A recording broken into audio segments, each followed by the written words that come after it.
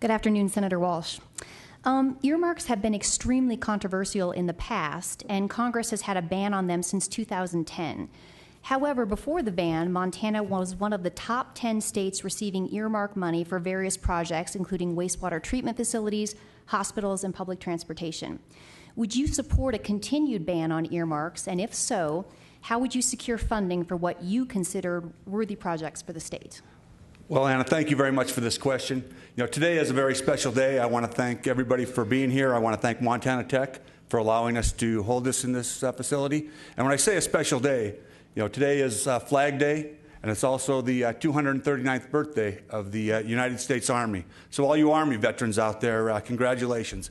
I know this may be a little out of protocol, but one thing that we do quite a bit in the military, especially on a day like today, is we pay tribute to the flag of the United States of America. So if I could I have everybody please stand and join me in the Pledge of Allegiance?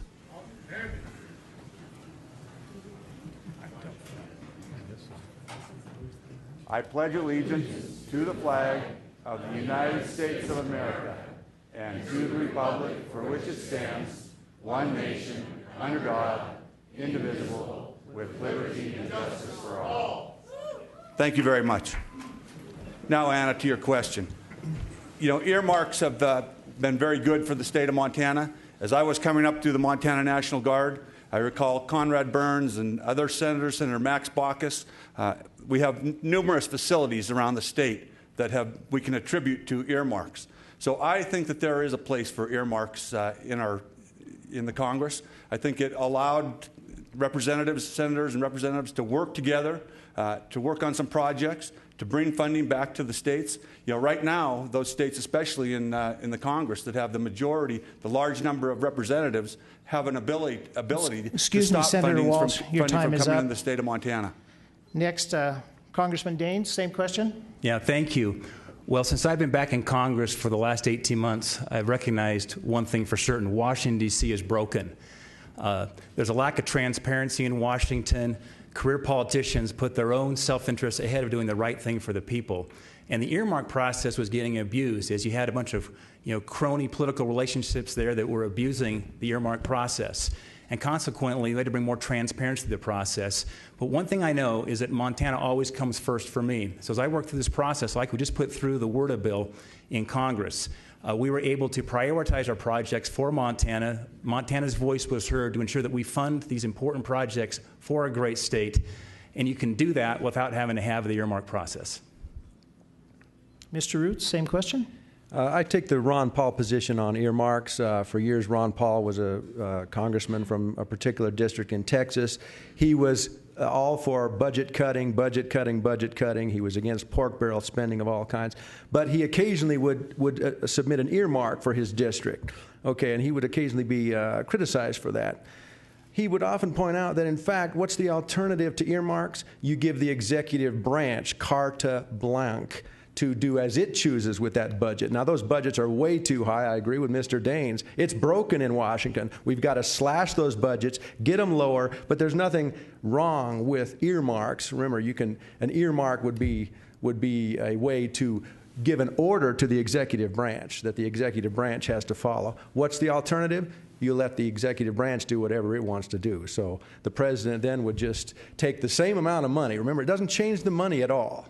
An earmark does not change the money that is spent at all, but it actually gives an order to the executive branch, and it binds the executive branch. So I don't have a problem with earmarks. I take the Ron Paul position. Thank you. Senator Walsh, do you have a response? Well, again, I think that earmarks have played an important role in providing funding to the states. I think they're appropriate, but they have to have oversight and transparency. Washington is broken. Washington has a spending problem. Our Congressman Steve Daines, is a part of the problem. He's been in Washington, D.C. for his first term. He's already shut down the government, cost the state of Montana over $45 million. So that's had a negative impact on what's happening in Washington, D.C. right now. So we need to be able to come together, up with solutions, and solve the problems for the states. Congressman Daines, do you have a response? Sure. Well, I serve in the United States House of Representatives. It is the House of the people. And that's why it's important as we go through the budgeting process, the voice of the people is heard in Congress. And that is why Congress ultimately has the responsibilities in the purse strings and on budgets.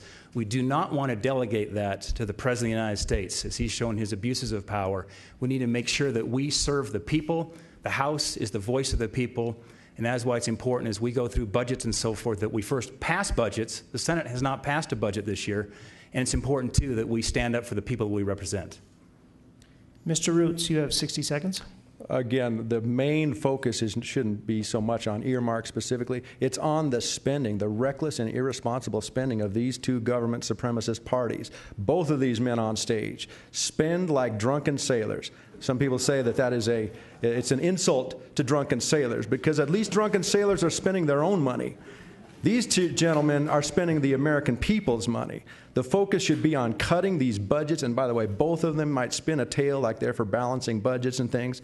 Look at their votes. They grow government spending whenever they get a chance. Mr. Daines grew government spending. We sent him to Washington to cut. He didn't cut. We sent Walsh to Washington to cut. He hasn't cut one dime. All he does is grow government.